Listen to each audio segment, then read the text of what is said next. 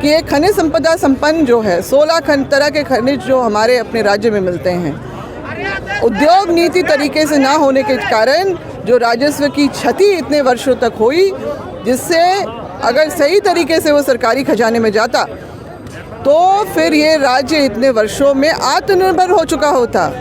Centre से भी fund के लिए इतनी जो जोड़ तोड़ लगाई जाती है उसकी भी ज़रूरत नहीं पड़ती। हमारा राज्य बहुत सुंदर राज्य है, यहाँ पर्यटन को भी अगर सही तरीके से बढ़ावा मिले तो यहाँ पर उससे भी बहुत जो राजस्व की प्राप्ति भारी मात्रा में होगी। तो हर बार ये बात आती है कि तीसरे और चौथे वर्ग की नौकरियों में ही प्राथमिकता मिले। अगर मेरा कहना है कि सेकंड क्लास की भी जो नौकरी है, जेपीएससी के द्वारा जितने भी नौकरी जो प्रतियोगिताएं जो आयोजित होती हैं उसमें भी 100% यहाँ के लोगों को होना चाहिए। हर राज्य में है। झारखंडियों के लिए बचा क्या? इतने 88 वर्ष के जो संघर्ष, बलिदान, अपमान के बाद ये राज्य हमको मिला, तो प्रवासियों के लिए, बाहरियों के लिए नहीं मिला था। ये देखिए, ये लगातार चल रहा है हर तरफ। राजधानी में भी हो रहा है, अब बोकारो में भी यहाँ पर हो रहा है। जबकि आप सवाल करेंगे कि भोजपुरी मगही तो वो धनबाद बोकारो से हटा दिया गया है, फिर भी क्यों नहीं? 5 प्रमंडल का एक राज्य है और इसमें अभी भी जो है बाकी जगह से भाषाई अतिक्रमण हटाना अभी भी बाकी है। आपका संताल प्रगणांग में अंगिका जो है 5 जिला में किया गया है। आपका ये पलामू में भी भोजपुरी मगही वहाँ पर है, और दक्षिणी छोटा नागपुर में बंगला, और जो आपका कोल्हान में आपका उड़ी और बंगला जो है, ये सभी गैर झारखंडी जो बोलियाँ और भाषा हैं उसको यहाँ पर जगह दी गई है। तो झारखंडियों के साथ ये अन्याय है। हमारा मान सम्मान की तो बात आती ही है, अधिकार पे भी सीधा ये कुठाराघात है, और इसीलिए इसका विरोध हो रहा है, इस बात को समझते हुए, जानते हुए। और जिस तरह की व्यवस्था लाई गई है कि 10वीं और 12वीं की बोर्ड में भी ये जो बाहरी बोलियों को के साथ जो परीक्षाएं होंगी, तो ये तो सीधा तरीके से एक लाइसेंस मिल जाएगा कि जो भी यहाँ पर परीक्षा दे देगा वो फिर यहाँ की सभी सरकारी जो है नौकरियों में उसका आवेदन देने का अधिकार बन जाएगा। और अभी हम लोग लगातार पहले से ही देख रहे हैं इतना अन्याय हो रहा है, और इसके बाद तो फिर कुछ बचेगा ही नहीं झारखंडियों के लिए। राज्य सरकार ने जो है बाहरी प्रवासियों के लिए जो है व्यवस्थाएं दे दी हैं। आपके जो राजस्थान के यहाँ पर आके बसे हैं उनके लिए जो है खतियान का हर्ता उनकी जातीय और आवासीय के लिए हटा दिया है। और फिर 13 अनुसूचित जिला का एक 5वीं अनुसूची का राज्य है, यहाँ पर भी स्थानीय को प्राथमिकता जो तीसरी और चौथे वर्ग की नौकरी में थी वो भी एक PIL के आलोक में यहाँ पर वो भी उसको भी हटा दिया गया है। तो झारखंडियों के लिए बचा क्या? इतने 88 वर्ष के जो संघर्ष, बलिदान, अपमान के बाद ये राज्य हमको मिला, तो प्रवासियों के लिए, बाहरियों के लिए नहीं मिला था। ये राज्य नहीं बना था, और इतने वर्ष बीत गए, यहाँ पर आज तक स्थानीय कौन है वो आधिकारिक रूप से ये प्रमाणित नहीं है।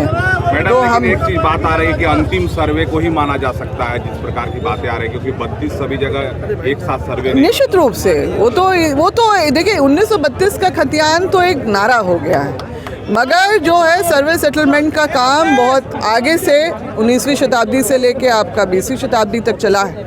तो फिर वही है जो जिलावार जो सारा सर्वे हुआ है, और जिन लोगों का जो पीढ़ी दर पीढ़ी लोग चले आए हैं उनकी ही बात कर रहे हैं हम लोग। तो खतियान आधारित ही स्थानीय नीति बने, जो बिहार में भी लागू है, वहाँ पर भी है। 1942 में 82 में जो ये चिट्ठी निकली थी, सरकारी चिट्ठी, तो वहाँ पर भी, बिहार में भी यही आधार है। तो यहाँ पर अगर हम लोग बात करते हैं तो यहाँ पर ये गलत कैसे है?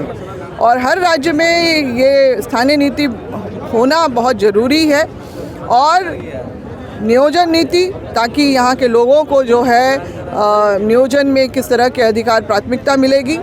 हर बार ये बात आती है कि तीसरे और चौथे वर्ग की नौकरियों में ही प्राथमिकता मिले। अगर मेरा कहना है कि सेकंड क्लास की भी जो नौकरी है, जेपीएससी के द्वारा जितने भी नौकरी जो प्रतियोगिताएं जो आयोजित होती हैं उसमें भी 100% यहाँ के लोगों को होना चाहिए। हर राज्य में है, सिर्फ यहाँ इसी राज्य की बात नहीं है। तो इस चीज़ को लागू करे सरकार, भाषा नीति बने, ताकि हमारी जो 9 झारखंडी भाषा हैं उसके अलावा और किसी भाषा को यहाँ पर जगह नहीं मिलनी चाहिए। और अगर जगह मिलती भी है तो अतिक्रमण हटाते हुए वैसी भाषाओं को यहाँ पर जगह मिले, जो आदिम जनजाति जो लुप्त प्राय हैं उनको यहाँ पर जगह मिले और उनके विकास और संवर्धन के लिए काम हो। और फिर इसके अलावा जो है, मैं अंतिम और जो बहुत ज़रूरी है कि एक खनिज संपदा संपन्न जो है 16 तरह के खनिज जो हमारे अपने राज्य में मिलते हैं, उद्योग नीति तरीके से ना होने के कारण जो राजस्व की क्षति इतने वर्षों तक हुई, जिससे अगर सही तरीके से वो सरकारी खजाने में जाता तो फिर ये राज्य इतने वर्षों में आत्मनिर्भर हो चुका होता। सेंटर से भी फंड के लिए इतनी जो जोड़ तोड़ लगाई जाती है उसकी भी ज़रूरत नहीं पड़ती। हमारा राज्य बहुत सुंदर राज्य है, यहाँ पर्यटन को भी अगर सही तरीके से बढ़ावा मिले तो यहाँ पर उससे भी बहुत जो राजस्व की प्राप्ति भारी मात्रा में होगी। तो ये सारी चीज़ें हैं, सरकार को समझना होगा। और मैं एक चीज़ और बोलना चाहूँगी, उद्योग के चलते जो है हमारे लोग यहाँ पर विस्थापित हुए, ज़मीनें गई और वो विस्थापन का दर्द झेल रहे हैं, दर दर भटकने के लिए, क्योंकि पुनर्वास का कोई पॉलिसी कभी ढंग से बना नहीं। और फिर जो है जिनकी ज़मीनें गई उनको ना नौकरी दिया गया और ना ही जो है उनका पुनर्वास का हुआ। तो सरकार इस पे भी ध्यान दे। वैसे तो इतना बोलने पे ये हो गया है कि आयोग का गठन होगा, मगर और भी बहुत सारी चीज़ें हैं जो हम लोग उस पे चाहेंगे कि आगे भी काम करे। सरकार न्याय की जो है आंदोलन शुरू हुआ है, सरकार को ध्यान देना होगा और फिर एक विकास की जो है नया अध्याय यहाँ पर झारखंड में शुरू हो, ये हम चाहते हैं।